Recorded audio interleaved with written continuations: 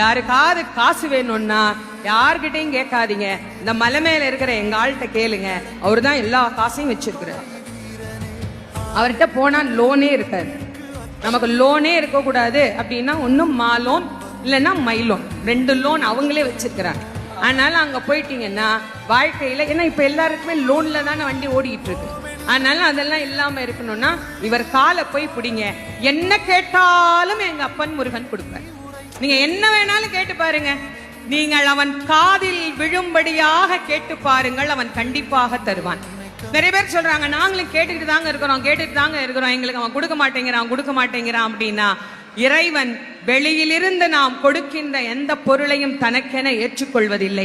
நானே தயாரித்து ஒன்று கொடுத்தால் இறைவன் அதை ஏற்றுக்கொள்வான். நிறைய பேர் நான் கூடையா பூ வாங்கிட்டு போறேன், நான் அப்படி அபிஷேகம் பண்றேன், இப்படி அபிஷேகம் பண்றேன், எல்லாம் வெளியிலிருந்து வந்தது தானே, நீங்களா என்ன கொடுத்தீங்க?